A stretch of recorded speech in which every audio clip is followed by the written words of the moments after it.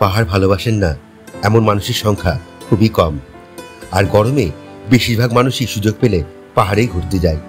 পাহাড় হচ্ছে এমন এক জায়গা যেখানে গেলে আমরা সুখ ও শান্তি দুটোই খুঁজে পাই। আর কাছে পিঠে পাহাড় বলতে আমরা সব থেকে কাছে দার্জিলিংকেই পেয়ে থাকি। আপনি যদি প্রকৃতিকে মন থেকে ভালোবেসে থাকেন তাহলে এখানে সবকিছুতে আপনি প্রকৃতির সৌন্দর্য দেখতে পাবেন। সবুজ বনরাজির ভেতরে মাথা উঁচু করে দাঁড়িয়ে থাকা উঁচু নিচু পাহাড় যেন মমতা ভরা হৃদয় নিয়ে শত ব্যথা সহ্য করেও মানুষকে বিলিয়ে দিচ্ছে তার অপার সৌন্দর্য। তাই অনেকদিন পর আবার একবার ঠিক করলাম পাহাড়ে যাব। জানি বর্ষায় পাহাড়ে ধস নামে, তিস্তার বন্যায় পথঘাট সব বিপর্যস্ত। জানি কাঞ্চনজঙ্ঘা দেখা নাও মিলতেও পারে, পথে অনেক বিপদের সম্মুখীন হতে পারে। তবু সব জেনে শুনে বুঝেও নিজের মনকে বোঝাতে পারিনি। টানটা এতটাই ছিল পাহাড়ে যাওয়ার, ভালোবাসাটা এতটাই ছিল পাহাড়ের প্রতি। তাই হঠাৎ করেই টিকিট করে নিয়েছিলাম কামরূপ এক্সপ্রেসের ট্রেনে নিউ জলপাইগুড়ি অবধি। তারপর জানা ছিল না কোন দিকে যাব, জানা ছিল না কোন রাস্তা খোলা কোন রাস্তা বন্ধ। চলুন তাহলে শুরু করা যাক এই যাত্রার শুরু থেকে। রাত 9:50-এ আমার ট্রেন কামরূপ এক্সপ্রেস। দাঁড়িয়ে আছে এখন আমি খাগড়াঘাট স্টেশনে। ভোর 5:30টায় নিউ জলপাইগুড়ি পৌঁছাবে এটা, আর ট্রেনটি বিকাল 5টায় হাওড়া থেকে ছেড়ে আসে। আর আমি তো ডিনার বাড়ি থেকে করে এসেছি, তাই এখন ঘুমিয়ে পড়বো। দেখাবে আবার সকালে। সুপ্রভাত আমার দর্শকবৃন্দ। সকালে ঘুম থেকে যখন উঠলাম তখন আমার ট্রেন ডালখোলার কাছাকাছি। বুঝলাম ট্রেন একটু লেটই চলছে, আর আমার আশেপাশের যাত্রীরা তখনও ঘুম থেকে কেউ ওঠেনি। আসলে একজন চাওয়ালার গরম চা শুনেই ঘুমটা ভেঙেছিল। চা অবশ্য এখনো পাইনি। আর কিছুক্ষণ পর হয়তো এনজেপি পৌঁছে যাব। ট্রেনের বাথরুমগুলোতে ভিড় করে আছে কিছু মানুষ, আর আমি জানালা দিয়ে বাইরের প্রকৃতিকে দেখছিলাম দু চোখ ভরে।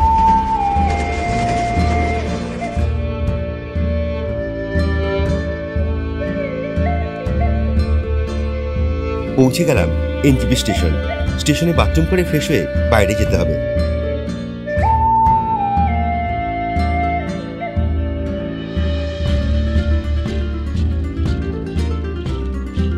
এই হলো এনজেপি স্টেশন।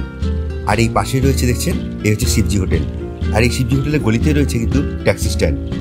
আর এই হোটেল থেকেই 2 পিস আলুর পরোটা তরকারি 60 টাকা দিয়ে খেয়ে নিলাম এখন আমি। সকালের ব্রেকফাস্ট কমপ্লিট।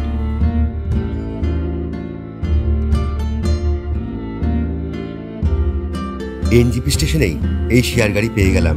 ভাড়া 250 টাকা, কিন্তু প্যাসেঞ্জার ফুল না হলে এই গাড়ি কিন্তু ছাড়ে না। আমি একা, তবু সামনের দুটো সিট বুক করলাম যাতে একটু আরামেই যেতে পারি। গ্যাংটকের শেয়ার গাড়িও পাওয়া যাচ্ছিল, তবে রাস্তা বন্ধ কিছু জায়গায়। অন্য ঘুরপথে গ্যাংটকের শেয়ার গাড়ি ছিল, তবে সময় বেশি লাগছে। আমি দার্জিলিং উদ্দেশ্যেই রওনা দিলাম।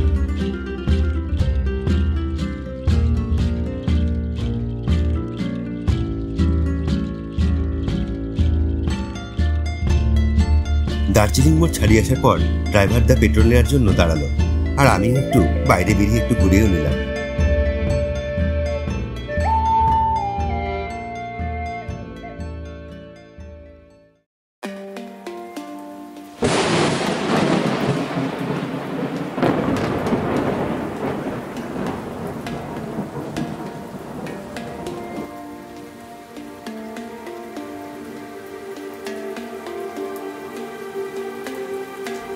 বেশ কিছুটা রাস্তা আসার পর শুরু হলো প্রাকৃতিক পরিবেশ।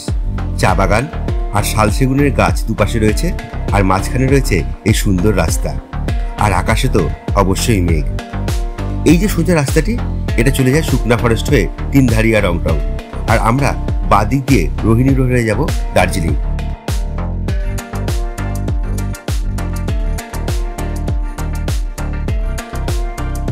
আমাদের গাড়ি এখন দ্রুত গতিতে চলছে মহানন্দা ফরেস্টের মাঝ দিয়ে। কপাল ভালো থাকলে এই রাস্তাতেও দেখা পেয়ে যেতে পারেন ময়ূর বা কোনো বন্যজন্তু। অনেক আগে একবার দেখা পেয়েও ছিলাম, কিন্তু ইদানিং আর পাইনি। আরো বেশ কিছুটা রাস্তা আসতেই দূরে দেখতে পাবেন পাহাড় আর মেঘের খেলা। ব্যাস, আপনার রোমাঞ্চ তখন এখান থেকেই শুরু।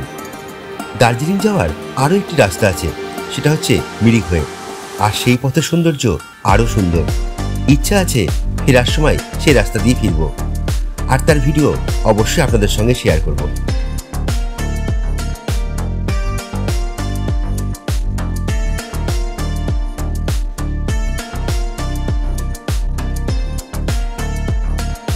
আপনারা চাইলে শিলিগুড়ি থেকে বাসেও দার্জিলিং আসতে পারেন।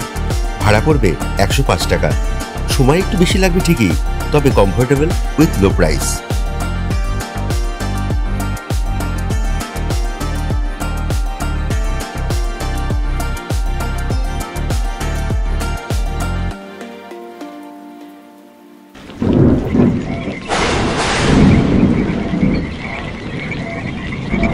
পাহাড়ে কখন যে ওয়েদার কেমন হয় কেউ বলতে পারে না। এতক্ষণ বৃষ্টি ছিল না, কিন্তু এবার বজ্রবিদ্যুৎ সহ বৃষ্টি শুরু হলো। আর বাইরে শুনতে পাচ্ছেন তো কত রকম কীটপতঙ্গের ডাক। আমার তো ভীষণ অ্যাডভেঞ্চার লাগছে। আপনাদেরও বলবো, আসুন বর্ষায় একবার দার্জিলিং, উপভোগ করুন সতেজ সবুজ পাহাড়কে।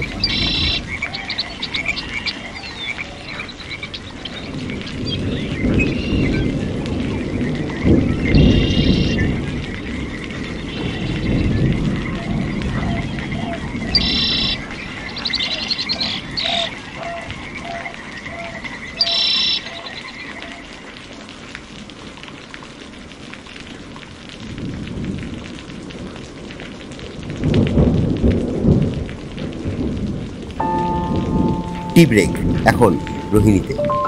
একটা হোটেলের সামনে গাড়ি এসে দাঁড়ালো। আমি তো ব্রেকফাস্ট এনজিবি থেকেই করে এসেছিলাম। আর এখানে এসে দেখা পেলাম দুটি পাহাড়ি কুকুরের সঙ্গে। খুব কিউট লাগছে দুজনকেই। মনে হচ্ছে বাড়ি নিয়ে চলে যায়। তারপর এটাও মনে হয় কি দরকার, ফালতু আমাদের ওখানে গিয়ে তো সেই গরমেই কষ্ট পাবে, তাই না?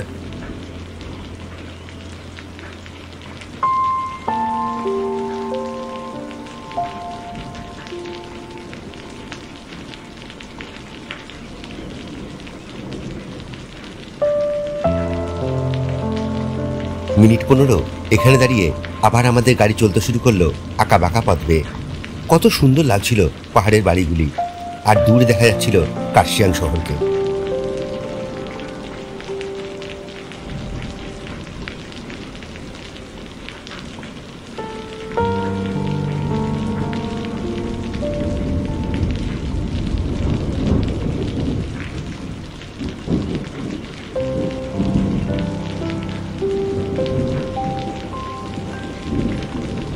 আপনাদের বলে রাখি, এনজিপি থেকে দার্জিলিং কিন্তু টয় ট্রেন এখন চলছে না।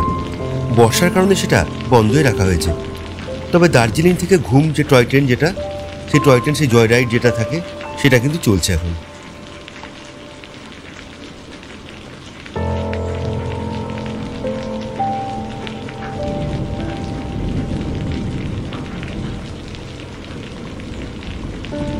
বুঝতে পারছেন তো এখন কেন বলেছিলাম বর্ষার পাহাড়ে অন্য রূপ? যেদিকে তাকাবেন সবুজ প্রকৃতি, আর বৃষ্টিতে তার রূপ হয়ে ওঠে আরও সুন্দর, আরও মোহময়ী। তবে কাঞ্চনজঙ্ঘা দেখা পাওয়া এই ওয়েদারে খুবই মুশকিল।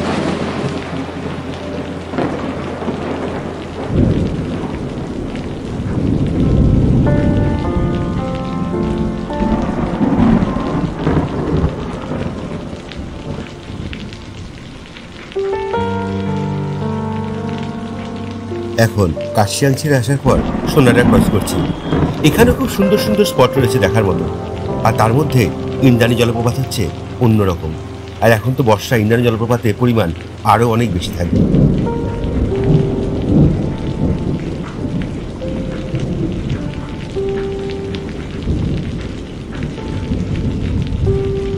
প্রায় 2 ঘন্টা হতে চলল, আর খুব বেশি হলে মিনিট 20 সময় লাগবে। আমাদের গাড়িটা যাবে দার্জিলিংয়ের ঘড়িমোড় অবধি, কিন্তু আমি নেমে যাব দার্জিলিং স্টেশনে। কথা দিলাম আপনাদেরকে, এই পথে আসলে সময় যে কীভাবে ঘন্টা 2 কেটে যাবে ভাবতেই পারবেন না। প্রকৃতির খামখেয়ালিপনা আর পাহাড়ের সৌন্দর্য দুটোই আপনার মন ভরিয়ে দেবে।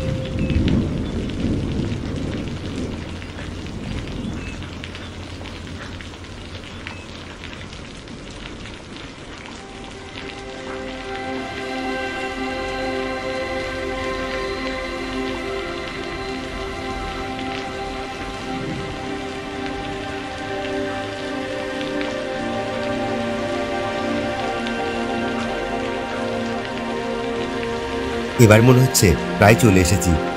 আসলে এত বাড়িঘর দেখে তো এবার দার্জিলিং শহরই লাগছে।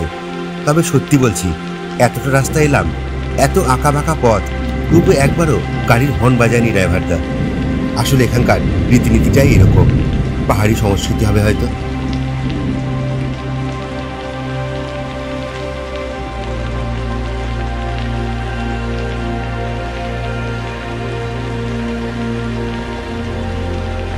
ড্রাইভারদের ভাড়া মিটিয়ে আমি নেমে পড়লাম দার্জিলিং স্টেশনে। এখানেই কিছুক্ষণ সময় কাটিয়ে মল রোডে হেঁটে যাব, সেখানেই হোটেল নেব। আজকের ভিডিওটি কেমন লাগলো অবশ্যই জানাবেন, আর ভালো লাগলে লাইক, শেয়ার এবং সাবস্ক্রাইব করে আমাদের পাশে থাকবেন। দেখা হচ্ছে আবার অন্য পর্বে।